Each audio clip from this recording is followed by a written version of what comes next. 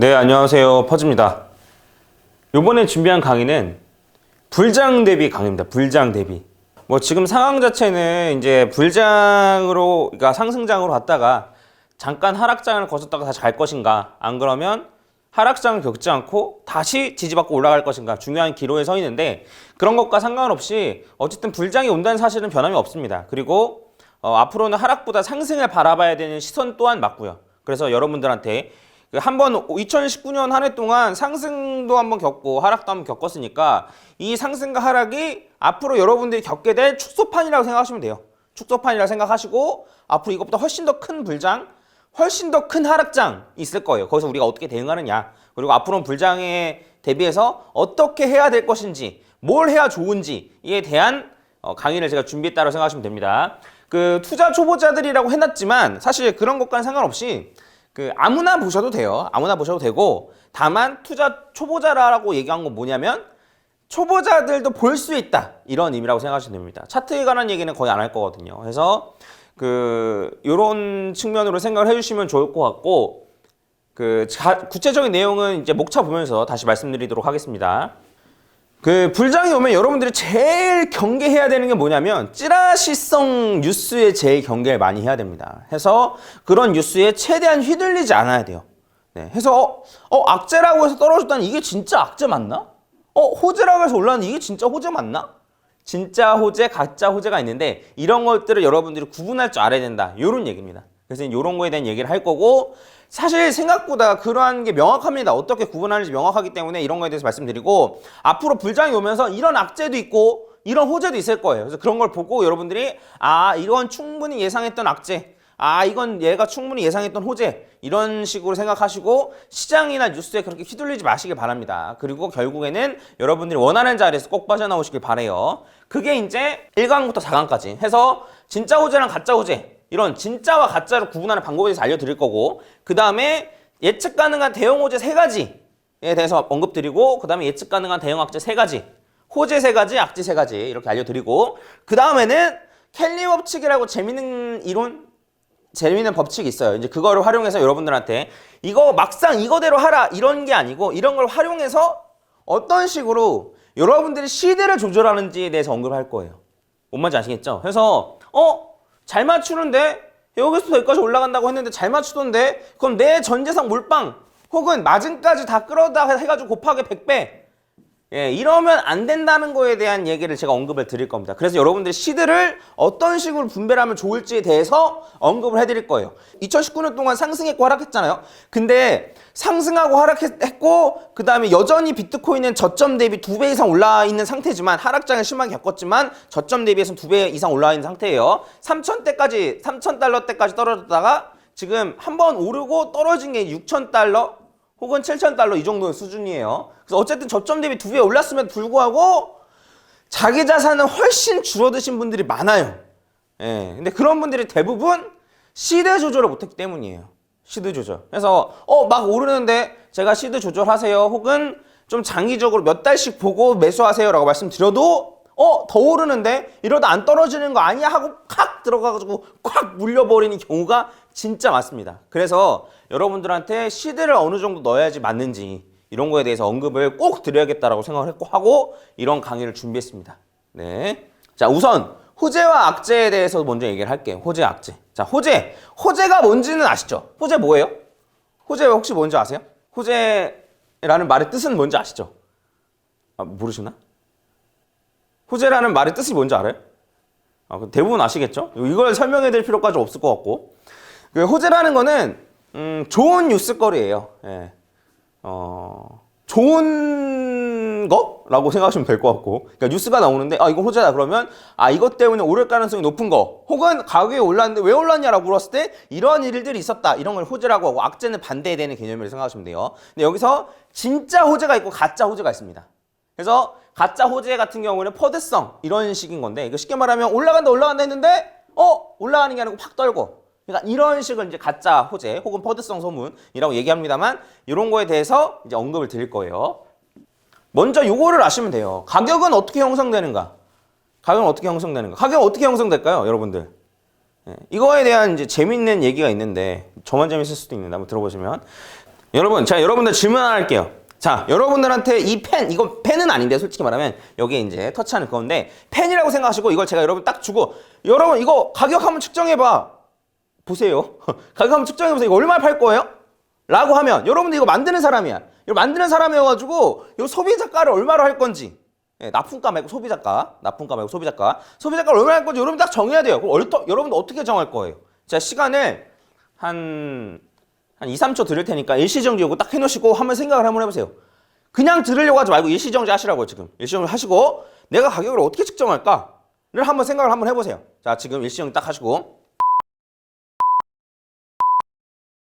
자, 다시 보시면 되는데 이게 아마 대부분이라고 할까요? 아마 그래도 절반 이상 어떻게 생각하셨을 거냐면 이게 원가가 이게 원목으로 만든 펜이니까 원가가 좀 비싸. 원가가 좀 비싸가지고 원가가 한 3,000원 돼. 3,000원 되고 그 다음에 창고나 뭐 기타 인건비나 안 그러면 뭐 물류비 이런 거 포함해가지고 한 2,000원 해서 한 5,000원 정도에다가 내가 이제 그 마진을 남겨야 되니까 수익을 거둬야 되니까 거기 한 2, 3천, 한 3,000원 붙일까? 3,000원 붙여가지고 소비자가 8,000원 이렇게 생각하시는 경우가 아마 대부분일 텐데 대부분일 건데 맞나요? 그렇게 생각했나요? 이렇게 생각하는 경우가 대부분일 건데 제가 이런 얘기를 들은 적이 있어요. 제가 수업에 들었나 뭐에 들었나 이 가격은 그렇게 측정하면 안 된다는 거예요.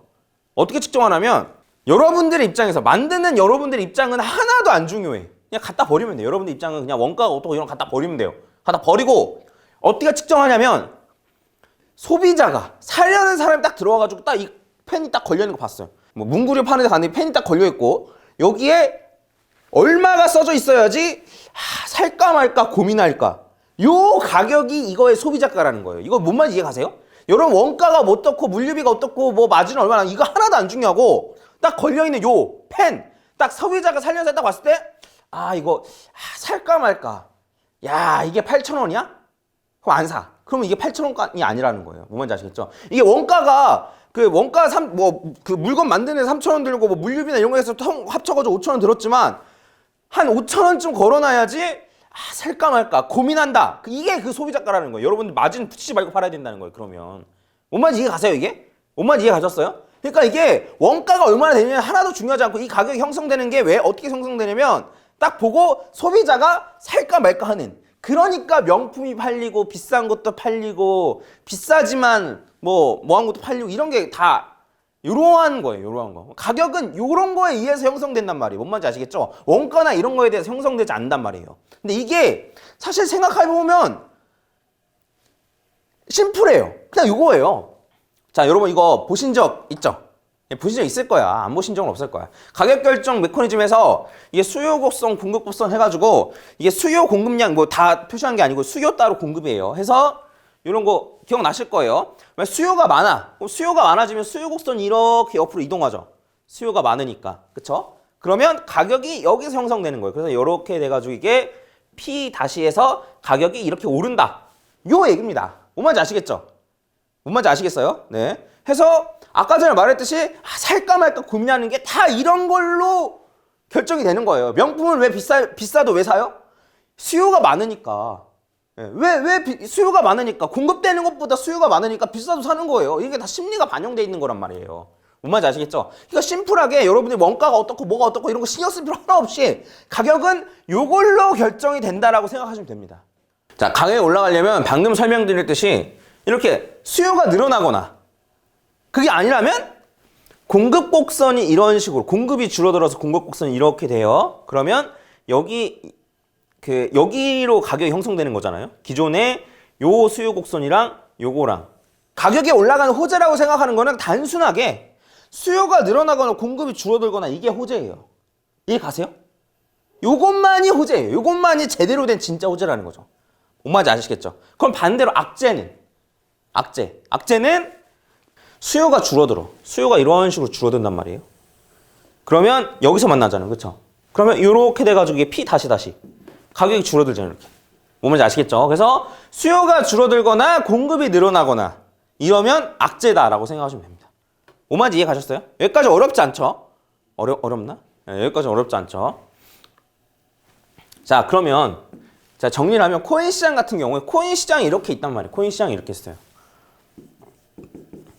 코인 시장이 이렇게 있는데 여기로 자금이 들어오면은 호재인 거예요. 자금. 이해 가세요? 무슨 소리냐면 자금이 들어온다 소리는 뭐냐면 심플하게 수요가 늘어난다는 거예요. 코인을 살려는 사람이 돈을 들고 들어온다 이런 소리입니다. 그래서 기관들이 들어오고 뭐 ETF니 벡트니 기관들이 뭐 들어오네 많은 이런 걸 왜 얘기하느냐면요. 자금이 들어오니까 살려는 사람이 많아지니까. 그럼 수요가 늘어나면 뭐가 오른다고요? 가격이 오른다고요. 뭔 말인지 이해 가세요? 네. 그리고 코인의 개수는 어쨌든 계속 늘어요. 채굴 뭐 되고 새로 만들어지고 그다음에 없어지기도 하고 해서 요거는 어쨌든 우리가 예측할 수 있는 호재는 악재는 아니고 우리가 쉽게 예측할 수 있는 호재는 뭐다? 자금이 들어오느냐. 외부에서 자금이 들어오느냐. 이게 호재. 그리고 여기에서 자금이 빠져나가면 이게 악재인 거예요. 이게 호재. 이게 호재, 이게 악재인 거예요. 뭔 말인지 이해 가세요? 요것만 심플하게 보면 돼요. 사건이 터졌는데 일이 터졌는데 코인 시장에서 돈이 빠져나갈 것 같아. 이런 악재. 뭐 발표가 났는데 코인 시장에 돈이 들어올 것 같아. 이런 호재. 이런 거예요. 뭔 말인지 아시겠죠? 그래서 앞으로 뉴스거리가 터진다라고 하면 제가 이러한 관점에서 봤을 때 이건 진짜 호재다. 이건 진짜 악재다. 이런 식으로 알려드릴 건데 이러한 관점으로 보면 된다. 이 얘기입니다. 근데 여기서 하나 짚고 넘어가야 되는 건 뭐냐면 솔직히 코인 시장에서 빠져나갈 사람들은 다 빠져나갔어요. 그래서 요거는 사실 잘 안 이루어집니다. 잘 안 이루어져요. 네, 이거 빠져나가는 건 잘 안 이루어지는데 그럼 뭐가 악재냐면 자금이 들어오는 걸 방해하는 거 있죠? 네, 자금이 들어오는 걸 방해하는 거. 이거를 악재라고 생각하시면 되는 거예요. 왜냐면 그러면 가격이 더 천천히 오를 테니까. 네, 천천히 오르는 것 자체가 악재인 거예요. 뭔 말인지 아시겠죠? 그러니까 이게 뭐 비트코인의 내재 가치가 있냐 없냐 뭐 이런 것도 많이 물어보시는데 여러분 심플하게 그렇게 생각하세요. 자, 비트코인 내년에 있을 것 같아요? 내년 지금이 2019년 11월인데 2020년 11월에 비트코인이 남아있을 것 같아요? 안 남아있을 것 같아요? 그럼 남아있을 것 같다라고 친다면 지금보다 가격이 높을 것 같아요? 낮을 것 같아요? 높을 것 같으면 사는 거예요. 심플하게 이렇게 생각하시면 되는 거예요. 뭔 말인지 아시겠죠? 그래서 그거에 내재 가치고 뭐고 뭐 이런 거 다 소용없이 필요 없이 1년 뒤에 살아남을 것 같으냐. 1년이라는 것도 뭐 사람마다 생각하는 게 다르겠죠. 뭐 2년 뒤고 3년 뒤고 뭐 이렇게 생각할 수도 있겠지만 안 그럼 바로 내일까지라고 생각할 수도 있겠지만 그래서 내가 원하는 기간에 그 해당 상품의 가격이 지금보다 높을 것 같냐? 그럼 사는 거고 낮을 것 같냐? 그럼 떨고 있는 거죠. 그러면 자금이 늦게 들어오면 내가 생각한 기간 내년에 지금보다 가격이 낮을 수도 있잖아요. 예. 그러니까 올라간다 하더라도 지금 가격 여기라 하면 원래는 이렇게 올라갈 생각이어가지고 이때 팔면 되겠다라고 생각하고 샀는데 자금이 늦게 들어와. 그러면 이렇게 올라가면 내가 생각했던 것보다는 가격이 낮을 수 있잖아요. 그럼 그냥 파는 거죠. 그렇기 때문에 자금이 늦게 들어오는 것도 악재라고 보시면 되는 거예요. 뭔 말인지 아시겠죠? 빠져나가는 건 거의 없어요. 빠져나갈 사람은 이미 다 빠져나갔기 때문에 이제부터는 계속 들어오기만 들어올 텐데 이 자금이 빨리 들어오는 건 호재. 자금이 빨리 들어오는 걸 막는 건 악재. 이렇게 생각하시면 됩니다. 뭔 말인지 아시겠죠? 네, 이렇게 딱 우리가 결정 짓고 예시를 보면 되는 거예요. 예시. 네. 자, 비트코인 반감기입니다. 비트코인 반감기. 이 비트코인 반감기에 대한 해석은 두 가지로 할 수가 있는데 두 가지 다 알려드릴게요. 일단 비트코인 반감기를 호재로 보는 입장에 대해서 먼저 해석을 해드리겠습니다. 근데 일단 그 전에 비트코인 반감기가 뭔지 모르시는 분들이 있을 것 같아요. 비트코인 반감기가 뭔지 모르시는 분 손 한번 들어보세요. 네, 여긴 안 계시는데 아마 모르시는 분들도 있을 수 있겠죠. 그래서 제가 간단히 설명을 해드릴게요. 비트코인이 채굴을 한다고 하잖아요. 그건 아시죠? 그래픽 카드 막 해가지고 막 뭐 채굴자들 뭐 집합도 있고 막 뭐 이렇게 해가지고 누군 채굴 해봤다 그러고 이런 식으로 그 그래픽 카드를 활용해가지고 채굴을 한단 말이에요. 채굴을 하는데 이게 매번 같은 양을 채굴하는 게 아니에요. 매번 같은 양을 채굴하는 게 아니고 초반에는 채굴하는 양이 많아요. 이게 이제 채굴 양이거든요. 초반에는 채굴되는 양이 많다가 그 다음부터 점점 줄어듭니다. 요 파란색은 비트코인 전체 개수예요. 그래서 초반에는 비트코인 전체 개수가 빨리 증가해요. 많이 캐니까. 그 다음부터는 완만하게 증가합니다. 뭔 말인지 아시겠죠? 그래서 이 채굴되는 양이 절반이 되는 시기, 요 채굴되는 양이 절반이 되는 시기, 한 요쯤 정도까지는 요쯤이겠네요. 절반이 되는 시기가 반감기라는 거예요. 뭔 말인지 아시겠죠? 그래서 비트코인은 가면 갈수록 조금씩 해져요. 해지는 게 조금씩 해지는다는 얘기예요. 무슨 말인지 아시겠죠? 그러니까 왜 비트코인을 이렇게 설계했냐면, 이게 궁금하신 거죠? 비트코인 왜 이렇게 설계했냐면, 그냥 비트코인 맨 처음에 만들었던 사토시 마음대로예요. 네, 사토시 마음대로. 근데 제 생각에는 금이나 은 이런 현물 자산, 실물이랑 비슷하게 만들려고 했던 게 아닐까. 금도 캐면 지금도 캐죠. 캐는데 가면 갈수록 캐지는 양이 조그매질 거 아니에요. 하다가 결국에는 일정한 가치의 수렴, 일정한 개수의 수렴, 이러한 개념으로 만들지 않았을까라고 생각을 하는데, 이 사토시가 이 영상을 보고 있다면 제 유튜브에 댓글로 남겨주세요. 이게 맞는지 아닌지. 예, 아시겠죠? 제가 생각엔 그래요. 아무튼 뭐 백서에 보면 있을 수도 있는데, 아무튼 이런 식으로 설계가 애초에 이런 식으로 돼 있다 이거예요. 근데 이게 아니고 애초에 초반에 다 채굴 해놓고 락업 물량을 푸는 약간 이러한 코인들도 있고, 아니면 이렇게 제한되는 게 없이 계속 캘 수 있게끔 만드는 코인도 있어요. 코인마다 달라요. 근데 비트코인은 이렇다. 이런 얘기입니다. 뭔 말인지 아시겠죠? 자, 그러면 반감기에 대해서 봤으니까 우리가 생각을 해보는 거예요. 뭘 생각해 보냐면, 자, 가면 갈수록, 그러니까 비트코인을 원하는 사람은 그대로 있다 이거예요. 비트코인을 원하는 사람은 그대로 있어. 원하는 사람은 그대로 있는데 가면 갈수록 비트코인을 조금씩 해. 뭔 말인지 아시겠어요? 비트코인 원하는 사람은 그대로 있는데 가면 갈수록 조금씩 해. 뭔 말인지 아시겠죠? 그러면 아까 전에 우리가 봤던 이런 거에 비춰봤을 때 수요는 그대로 있는데 공급이 줄어들어. 수요는 그대로 있는데 공급이 이렇게 줄어들어. 그러면 여기에서 만나기 때문에 비트코인의 가격이 상승한다. 이런 얘기입니다. 뭔 말인지 아시겠죠? 네, 근데 이거와 다른 해석도 있어요. 근데 이제 제가 추가적으로 몇 마디 좀 덧붙이면, 이거 관련 몇 마디 덧붙이면은 비트코인의 가장 큰 세력 중에 하나가 채굴자 집단이라고 얘기합니다.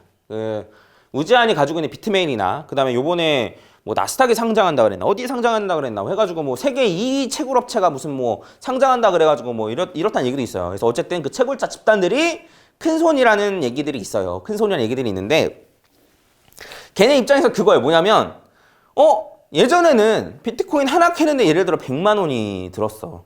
근데 반감기가 지나면 비트코인 하나 캐는데 200만 원이 드는 거예요. 이게 뭔 말인지 아시겠죠? 캐는 양이 절반으로 줄어드니까. 그래서 지금은, 옛날에는 100만 원만 들여가지고 내가 하나 캐고, 지금은 100만 원 들여가지고 0.5개 캐는데, 그럼 수익을 똑같이 가져가야 돼. 그러면 코인 가격을 올릴 수밖에 없다. 이러한 얘기가 있는 거예요. 물론 이것도 수요와 공급에 뭐 의해서 마찬가지겠지만, 어쨌든 그래서 가격을 올리지 않겠느냐라는 얘기가 있었고, 이런 얘기에 맞춰서 계속 반감기 때마다 상승을 해왔단 말이에요. 이런 얘기에 맞춰서. 예. 이거는 제가 이제 반감기, 기존에 있었던 반감기 때 가격 변화가 어땠는지, 그 다음에 이걸 바탕으로 앞으로 어떻게 갈 것 같은지에 대해서 제가 예측해 놓은 거거든요. 이거는 초급 강의, 새로 찍은 초급 강의에는 요 내용이 나와 있으니까 요 내용을 보신 분들은 안 보셔도 됩니다. 안 보셔도 되는데, 혹시나 안 보신 분들이 있을 수 있다라는 생각이 들어서 한번 설명을 해드릴게요. 이게 어려운 내용은 아니에요. 그래서 자, 요때가 첫 번째 반감기였어요. 첫 번째 반감기. 그러면 채굴자들 입장에서는 캐는 양이 줄어들잖아요. 그럼 지들이 수익을 얻으려면 어떻게 해야 돼요? 가격을 올리는 거죠. 혹은 이런 걸 핑계로 자기가 채굴했던 물량을 이제 수익화 해야 되니까, 그래서 올린다 뭐 이런 얘기도 있고, 어쨌든 해서 요 직전에 있었던 고점을 딱 조정받고 나서 반감기를 기점으로 해서 전고점을 뚫는데 3달 걸렸고, 그 다음에 고점을 갱신을 하는데 요 반감기에서부터 12달이 걸렸습니다. 그런 다음에 이제 또 하락장 시작. 예, 이 동안 계속 애들 채굴을 하겠죠. 그 다음에 또 두 번째 반감기 이후에 6달 지났을 때 전고점을 터치. 그 다음에 그 두 번째 반감기, 요 보라색이 반감기인데, 반감기예요. 반감기 이후에 17달 지났을 때 고점 터치. 그래서 지금도 요 세 번째 반감기가 이제 내년 5월에 있는데, 2020년 5월에 있어요. 지금 찍는 건 2019년이라 그랬습니다. 2020년 5월에 있는데, 이때 반감기를 기점으로 해서 이런 상승장에 들어가지 않겠느냐. 예, 그래서 뭐 굳이 따지자면 뭐 2021년 뭐 한 상반기에 전고점 돌파하고, 예, 상반기에 전고점 돌파하고, 그 다음에 2022년 상반기에 뭐 고점을 다시 한번 갱신하고 최고점을 찍고, 뭐 이런 식으로 제가 분석을 해놓은 거예요. 과거에 이랬으니까 앞으로도 이러면 어떡할까? 어떨까?의 관점을 해놓은 거예요. 자, 그러면 다시 한번 말씀드리지만 수요와 공급에 의해서 생각을 해보면 채굴하는 양이 점점 줄어드니까 비트코인을 원하는 사람 많고 채굴하는 양은 줄어드니까 가격이 오른다. 이렇게 생각하면 되는 거죠. 뭔 말인지 아시겠죠? 그리고 채굴자들 입장에서도 같은 돈을 들이는데 채굴된 양이 적으니까 그럼 같은 돈 들여가지고 똑같은 수익을 얻으려면 비트코인 가격을 올릴 수밖에 없다. 이런 얘기예요. 이런 얘기인데 옆길로 살짝 세가지고 제가 얘기를 하나 드리면은 그 채굴 원가가 지금 거의 채굴 원가보다도 아래의 가격이지 않냐 이런 얘기가 있어요. 무슨 얘기냐면 지금 이제 가격이 비트코인 가격이 한 7,000달러 정도인데 7,000달러 뭐 7,000 뭐 한 100 뭐 이 정도고 이 정도인데 실제로 비트코인을 채굴하는데 한 7,500달러인 거 예를 들면 뭔 말인지 아시겠죠? 그러니까 캐면 캘수록 손해야. 뭔 말 이해 가세요? 이러한 상황이라는 거예요. 그래서 이게 말이 안 되는 상황인데 뭐 이런 얘기도 지금 막 그 다른 분들은 얘기하고 그래요. 근데 여러분들 보면은 치킨 게임 같은 거 할 때 예전에 반도체가 치킨 게임 했었죠. 해가지고 막 가격을 원가 이하로 낮춰가지고 경쟁업체 다 죽인 다음에 다시 가격 올리고 이거 기억나세요? 해가지고 치킨 게임 하는 그런 사업권이 몇 개가 있죠. 해가지고 그런 식으로 하는 중이 아닌가 저는. 그래서 이제 다른 채굴업체들을 다 망하게 시킨 다음에 올리려는 게 아닌가 뭐 이렇게 생각을 하고 있는데 아무튼 이거는 잠깐 옆으로 샌 얘기였고 다시 제자리에 돌아오면 이런 식으로 해서 올라간다. 이거는 수요와 공급에 의한 호재인 거예요. 뭔 말인지 아시겠죠? 근데 이제 비트코인 같은 경우에는 그 반감기 관련해서는 이러한 해석도 있습니다. 뭐냐면 네, 비트코인 반감기에서 이런 해석도 있어요. 뭐냐면 자 생각을 한번 해볼게요. 비트코인의 양은 계속 늘어나요. 뭔 말인지 아시겠죠? 채굴되는 양은 요만큼 채굴했다가 그 다음에는 요만큼 채굴했다가 그 다음에는 요만큼 채굴했다가 채굴되는 양은 점점 줄어들지만 요 비트코인 전체 양은 계속 늘어나요. 뭔 말인지 아시겠죠? 예. 비트코인 전체 양은 계속 늘어납니다. 그래서 그러면 이거는 수요가 그대로라는 가정하에 공급이 늘어나는 거 아니야? 라고 생각할 수도 있죠. 아닌가? 그렇게 생각할 수 있잖아요. 근데 이제 과거에 비춰봤을 때는 금 같은 경우에도 여러분 금 같은 경우에도 가격이 떨어집니까? 아니면 계속 오릅니까? 계속 오르죠. 왜 그럴까요? 금도 계속 캐잖아요. 왜 그럴까요? 근데 해석은 여러 가지인데 뭐 그 중에 몇 가지에 대해서 말씀드리면 일단은 금을 갖고 있는 사람이 안 놔주는 거죠. 쉽게 말하면 전체 비트코인의 개수는 이만큼이지만 통용되는 개수는 요거에 한 요 정도밖에 안 된다는 거예요. 통용되는 건. 왜냐면 요 나머지 비트코인을 일부 사람들이 꽉 잡고 있기 때문에.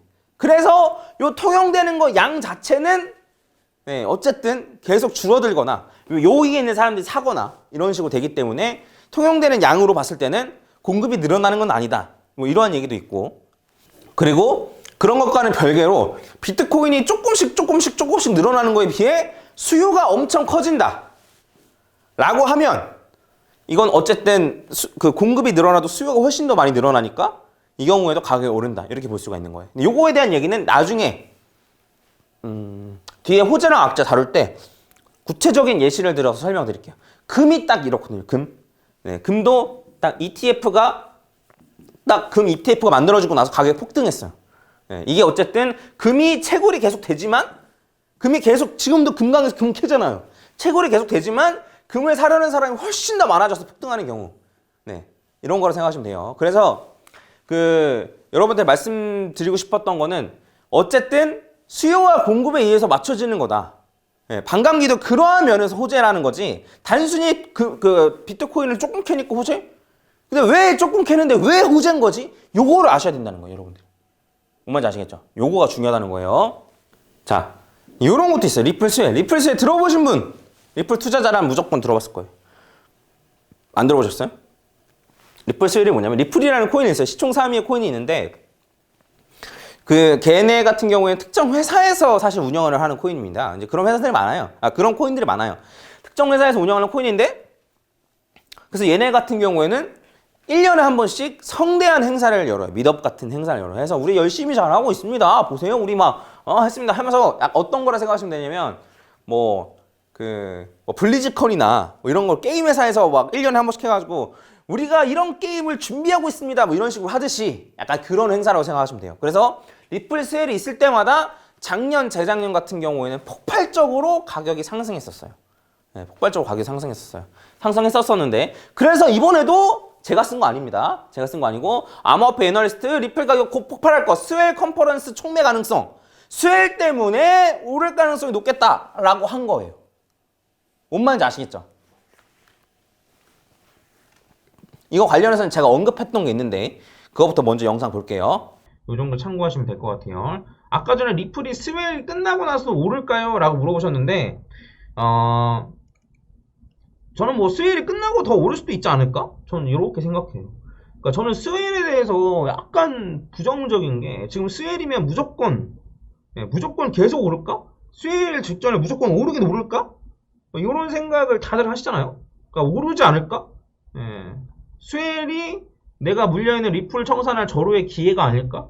뭐 이런 식으로 생각 많이 하실 텐데 오히려 이런 식으로 생각들을 많이 하니까 오히려 뭐 그냥 시나리오 중에 하나를 얘기해보자면 제가 이제 그냥 내피셜이에요. 이건 내피셜이라는 거 생각하고 들어주시면 좋을 것 같은데 막상 스웰 근처가 됐는데 리플이 별로 안 오르는 거예요. 리플이 별로 안 오르니까 스웰을 기대하고 예를 들면 스웰을 기대하고 나서 스웰을 기대해서 리플을 샀는데 별로 안 올라. 그래가지고 저는 오히려 약간 폭락을 할 수도 있지 않을까. 자, 이런 얘기를 제가 왜 했냐면요. 제 입장에서 보면 리플 스웰은 호재가 아닌 거예요. 무슨 얘기냐면 사람들이 다 호재라고 얘기해. 근데 제가 생각했죠. 왜 호재야? 리플 스웰이 왜 호재야? 제 입장에서는 요것만 호재인 거예요. 뭐다? 공급이 줄어들거나 수요가 늘어나거나 요것만 호재인 거예요. 뭔 말인지 아시겠죠? 제 입장에서는 그것만 호재인데 해가지고 우리 이렇게 잘하고 있습니다 하는 게 리플을 살려는 사람들이 많아지는 그러한 신호인가요? 아니잖아요. 전혀 상관이 없어요. 물론 근데 스웰에서 발표를 했을 때 우리 말고 기관 투자자 얘네들이 리플을 해가지고 사기로 했습니다. 이런 거면 호재인 거죠. 기관이 들어오니까. 근데 그런 것도 아니고 단순히 사람들의 기대감으로만 스웰에 대한 기대감으로만 상승을 했으니 제 입장에서 보면 하나도 호재가 아닌 거예요. 그러니까 제가 말씀드렸던 거죠. 사람들이 기대해서 오르긴 올랐는데 폭락을 하지 않을까. 기대감이 해소되면서 폭락을 하지 않을까. 스웰 직후에. 그런 거에 대해서 이제 언급을 드렸던 거예요. 그래서 한번 폭락한 이후에 상승하지 않을까. 이런 거에 대해서 언급을 드렸던 겁니다. 보면은 요때 리플 스웰이 있었거든요. 요때 리플 스웰이 있고 난 이후에 폭락을 했어요. 그래서 저는 폭락한 다음에 다시 반등하지 않을까에 대한 거에 대해서 언급을 드렸던 거예요. 왜 그러냐면 여기에서 이만큼 올랐는데 제가 봤을 땐 이거는 스웰에 대한 기대감, 사람들의 심리로만 오른 거지 실제로 수요가 늘어나서 리플을 사려는 사람이 많아서 그래서 오르는 게 아니란 말이에요. 그래서 그런 얘기를 말씀드렸던 거였어요. 해서 리플 스웰 때문에 무조건 오른다. 리플 스웰 여러분 사세요. 무조건 우리 이제 리플 탈출할 수 있습니다. 사세요 했던 사람이 얼마나 많았는 줄 아세요? 해서 하락한 이후에 사지 않을까, 올라가지 않을까. 저도 리플 가지고 있습니다. 저도 장투 리플 가지고 있고 스윙룰러도 리플 가지고 있어요. 저라고는 올라갈 거 기대 안 했겠습니까? 기대했지만 제 입장에서 봤을 때는 진정한 의미에서 호재가 아니었다라는 거죠. 이런 게 가짜 호재라는 거예요. 가짜 호재. 물론 리플 스웰이 일어났지만 리플 스웰이 뭐 가짜 뉴스다. 리플 스웰 하는 게 가짜 뉴스다. 이런 얘기 아니고요. 리플 스웰이 일어났지만 그거는 사실이고 팩트지만 그게 호재냐 아니냐를 따져봤을 땐 제 입장에서 호재가 아니었다라는 거죠. 물론 리플 스웰에서 갑자기 뭘 발표했어. 근데 그게 정말 사람들이 끌어모을 막 그런 거야. 그러면 호재가 맞겠죠. 근데 단순히 스웰만 가지고는 이런 걸 호재다 악재다라고 판단했으면 안 됐었는데 그래가지고 기대감이 올랐다는 게 그냥 그대로 폭락해버린 거죠. 물론 이 타이밍에 비트코인이 폭락해서 폭락한 것도 있지만 따라가니까 따라가는 것도 있겠지만 그전 같은 경우에는 리플 스웰 때 같은 경우에는 비트코인의 움직임과 다르게 리플만 폭등하는 그런 것도 많이 보여줬거든요. 그래서 제가 이제 언급을 드렸던 거였습니다. 뭔 말인지 아시겠죠? 그럼 딱 감이 오실 거예요. 야 이거 호재래 라고 했을 때 여러분들이 야 그건 진짜 호재가 아니야. 그걸로 잠깐 올라가도 곧 떨어지게 돼 있어. 혹은 야 그건 진짜 호재다 라고 여러분들이 판단을 내리실 수 있을 것 같아요. 이제 무슨 얘기인지 아시겠죠? 그러니까 이렇게 간단해버리면 이렇게 정리를 해버리면 그냥 심플해지는 문제예요. 이해 가세요? 이걸로 정리하시면 그냥 심플해지는 문제라는 거예요. 그래서 호재다를 판단하는 건 수요가 이렇게 늘어나거나 안 그러면 공급이 이렇게 줄어들거나 이런 게 호재라는 거죠. 가끔씩 어떤 코인이 있는데 코인을 소각한다는 뉴스가 있어요. 코인을 소각한다. 코인이 예를 100개 있었는데 그중에 10개를 소각한대. 무슨 소리냐면 10개 그냥 없애버리겠다는 거거든요. 코인 10개 그냥 없애버리겠다는 건데 이건 뭐예요? 공급이 줄어드는 거잖아요. 유통시키는 것 자체를 줄여버린다는 거잖아요. 그럼 이게 호재가 되는 거예요. 그래서 소각한다는 얘기 나오면 가격이 막 뛰어요. 급등해요. 이런 현상이 많이 일어납니다. 해서 요거 수요가 늘어나거나 공급이 줄어들거나 이래야만 호재라고요. 뭔 말인지 아시겠죠? 이제 구분하실 수 있겠죠, 여러분. 어떤 게 호재고 어떤 게 악재인지 구분하실 수 있겠죠. 그러면 이제 요거를 가지고 앞으로 불장에서 나올 걸로 예측이 가능한 대형 호재에 대해서 이제 제가 언급을 드리겠습니다. 뭔 말인지 아시겠죠? 그러니까 그런 뉴스가 팡 뜨면은 사실 솔직히 말하면 이미 가격이 올라와 있을 가능성이 높아요. 뭔 말인지 아시겠죠? 그런 뉴스가 딱 나오면 여러분들이 사기에는 이미 늦었을 가능성이 높아. 네. 그리고 저도 사실 뭐 뉴스보다는 차트로 매매를 합니다. 네, 뉴스보다는 차트로 매매를 하고 다 끼워 맞추는 거라고 생각해요. 근데 이제 세력들 같은 경우에도 한번 올릴 때 이러한 소재들을 쓸 가능성이 높은 그러한 얘기들을 3가지 정도 언급을 드리고 그 다음에 예측 가능한 대형 악재 3가지에 대해서도 언급을 드리도록 하겠습니다. 뭔 말인지 아시겠죠? 이거 한번 싹 정리하고 퍼지가 말한 거 나왔네. 퍼지가 말한 악재 나왔네. 어쨌든 올라가니 어쨌든 이런 악재가 있다 하더라도 계속 올라가니 이 악재 나왔으니까 아래에서 주워야겠네. 이런 생각 가지시면 된다. 이 얘기입니다. 뭔 말인지 아시겠죠? 제가 이렇게 미리 알려드리는 것보다 이런 거에 너무 휘둘리지 마셔라. 이런 호재, 악재 이런 거에 너무 휘둘리지 말라고 제가 미리 알려드리는 겁니다. 미리 알고 모르고의 차이가 정말 크거든요. 그 폭락할 가능성에 대해서 언급을 드리는 것과 안 드리는 것과 여러분 받아들이는 게 달라요. 뭔지 아시겠죠? 그래서 알려드리는 걸 생각하시면 돼요. 그래서 다음 시간에는 이 수요와 공급 요 곡선 그거에 의해서 예측할 수 있는 호재에 대해서 이제 언급을 드리도록 하겠습니다. 네. 이상 마치도록 하겠습니다. 감사합니다.